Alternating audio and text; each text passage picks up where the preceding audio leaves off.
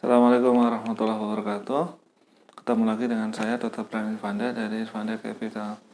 Kali ini kita akan bahas buku Margin of Safety karya Seth Klarman. Jadi Seth Klarman ini salah satu value investor yang sangat terkenal yang digadang-gadang akan menggantikan Warren Buffett ketika Warren Buffett tiada. Tapi bedanya kalau Warren Buffett itu alirannya lebih ke kualitatif, kalau Seth Klarman ini lebih ke kuantitatif. Kalau Seth Klarman lebih ke laporan keuangan, tadi seperti Benjamin Graham, dan Warren Buffett itu lebih mirip seperti Charlie Munger. Sekarang kita sampai ke bab kedua, part pertama. Di sini Seth Klarman itu menjelaskan kalau investor akan untung, akan aman ketika berinvestasi di pasar saham itu bila mengenali karakteristik dari pasar saham itu, terutama karakteristik dari perusahaan sekuritas. Kalau di Indonesia perusahaan sekuritas, kalau di Amerika itu Wall Street. Masalahnya apa? Masalahnya adalah apa yang menguntungkan untuk perusahaan sekuritas itu tidak menguntungkan untuk klien atau investor, dan sebaliknya apa yang tidak menguntungkan untuk perusahaan sekuritas itu menguntungkan untuk klien atau investor. Jadi contohnya seperti ini. Dari berbagai penelitian itu investor akan mendapatkan untung yang besar bila dia bisa berinvestasi dalam jangka panjang. Jadi tidak trading harian. Nah, investasi jangka panjang akan memberikan keuntungan yang besar untuk investor, tapi akan merugikan perusahaan sekuritas. Kenapa? Karena perusahaan sekuritas mendapat untung dari fee yang investor bayarkan ketika melakukan trading atau investasi. Jadi ketika jual belinya, maka dia dapat fee. Kalau transaksinya 3 tahun sekali yang terjadi adalah semakin sedikit fee yang didapat oleh perusahaan sekuritas. Dan sebaliknya, terbukti kalau trading, apalagi trading harian itu keuntungannya sangat tipis, bahkan sangat mudah mendapatkan kerugian. Tapi tentu saja perusahaan sekuritas itu akan untung bila investor rajin trading. Maka perusahaan sekuritas itu menyarankan investor untuk jadi trader saja, dengan mengirimi kita setiap hari email berupa nasihat investasi. Nah, sebaliknya, investor kalau jadi trading, apalagi trading harian, maka dia akan mayoritasnya akan rugi. Jadi apa yang menguntungkan bagi perusahaan sekuritas itu merugikan bagi investor, dan apa yang merugikan buat perusahaan sekuritas itu menguntungkan buat investor. Jadi bila kita mengenali ini, maka kita bisa berhubungan dengan perusahaan sekuritas dengan baik. Nah, perusahaan sekuritas, kalau di buku ini disebut Wall Street, itu punya 3 aktivitas utama. Yang pertama adalah trading, jadi sebagai agen, mempertemukan pembeli saham dan penjual saham. Dan contoh sebagai trading ini, sebagai media trading ini, di mayoritas sekuritas di Indonesia itu melakukan itu. Terus berikutnya adalah investment banking. Jadi investment banking ini perusahaan sekuritas itu mengatur buy atau sell, jadi beli atau jual oleh perusahaan. Jadi kalau ada perusahaan mau dijual dan perusahaan mau beli perusahaan, itu diatur oleh perusahaan sekuritas atau investment banking. Kalau di Indonesia, investment banking ini ada di bank juga dan lain-lain. Terus perusahaan sekuritas dalam hal investment banking itu underwriting sekuritas baru. Underwrite itu menyiapkan dan melaunch, jadi mengeluarkan produk baru. Contoh IPO itu adalah underwriting sekuritas baru. Terus menyediakan financial advice, jadi memberikan nasihat finansial. Oh, harusnya kalau gini dilakukan ini, kok ini dilakukan ini ke perusahaan-perusahaan. Terus berikutnya adalah berpendapat atau beropini tentang kewajaran suatu transaksi. Dan yang menggunakan ini adalah perusahaan-perusahaan yang besar, biasanya yang membutuhkan layanan-layanan ini.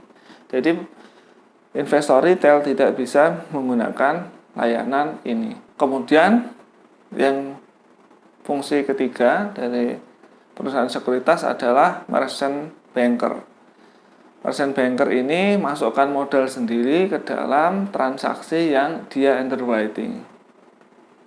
Jadi dia ini rame dulu di Wall Street tahun 1980-an akhir. Wall Street atau perusahaan sekuritas ini penting di pasar modal. Kenapa? Karena tanpa mereka perusahaan itu tidak bisa meningkatkan modal dengan mudah dan besar. Jadi kalau suatu perusahaan hutang bank terjadi krisis contoh, maka kemungkinan besar utangnya itu akan ditarik paksa oleh bank. Dan perusahaan itu ketika mau ekspansi butuh modal besar, maka IPO atau jual saham di bursa saham itu adalah modal ekspansi yang paling murah. Yang kedua adalah menyediakan likuiditas. Tadi manfaat dari perusahaan sekuritas. Nah, sekarang yang merugikan atau berbahaya dari perusahaan sekuritas atau dalam buku ini disebut Wall Street. Ada beberapa yang berbahaya dari Wall Street selain ada manfaatnya, yaitu yang pertama adalah konflik kepentingan. Jadi ketika Wall Street itu atau perusahaan sekuritas itu seperti tadi prinsip pertama itu yang paling mendasar sifatnya adalah adanya konflik kepentingan dengan investor. Karena apa yang membuat investor untung itu merugikan Wall Street atau perusahaan sekuritas. Apa yang membuat investor rugi atau kemungkinan besar rugi itu menguntungkan buat investor atau sekuritas. Terus yang kedua adalah orientasinya yang jangka pendek. Jadi karena jangka pendek itu nanti sifatnya upfront, jadi perusahaan sekuritas itu mendapat fee-nya itu atau komisinya di depan, pembayarannya di depan. Karena mendapat pembayaran di depan, maka yang paling penting adalah banyak-banyaknya transaksi. Dan ini nanti yang mendasari masalah antara investor dan perusahaan sekuritas. Nah, dari upfront fee, jadi konflik kepentingan ini terjadi karena adanya komisi di depan dan biaya di depan dan komisi. Komisinya biasanya dibayarkan oleh pelanggan itu di depan. Jadi Wall Street itu kalau seorang trading itu tentu saja kita ketika beli saham kita langsung bayar fee transaksi. Kalau kita jual saham, kita akan bayar fee transaksi. Nah, bagi Anda, trader yang transaksi setiap hari, maka Wall Street atau perusahaan sekuritas akan senang dengan Anda. Karena apa? Perusahaan sekuritas akan dapat banyak sekali fee dari fee transaksi jual dan beli. Semakin Anda sering melakukan jual dan beli, maka perusahaan sekuritas akan makin dapat banyak fee. Dan karena itu, perusahaan sekuritas itu tidak memperdulikan apakah Anda untung atau tidak. Yang paling dia pedulikan adalah apakah Anda sering bertransaksi atau tidak. Karena bila Anda sering bertransaksi, maka perusahaan sekuritas itu akan mendapatkan untung yang banyak. Nah, berikutnya conflict of interest yang ada di proses underwriting. atau IPO atau bikin obligasi dan lain-lain. Jadi fee yang besar dan fee-nya di depan itu memotivasi untuk perusahaan sekuritas ini meng-IPO-kan atau meng-underwrite perusahaan atau sekuritas yang satu tidak berkualitas, jadi atau ada penipuan di sekuritas itu, ada di perusahaan itu, dan atau yang dijual terlalu mahal. Jadi IPO-nya terlalu mahal sekali daripada labanya. Itu adalah sumber dari konflik kepentingan antara perusahaan sekuritas dan investor. Karena perusahaan sekuritas itu dapat fee besar karena underwriting yang dilakukannya di depan.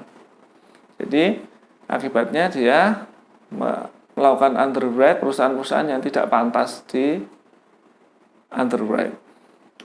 Terus berikutnya adalah konflik kepentingan di merchant banking.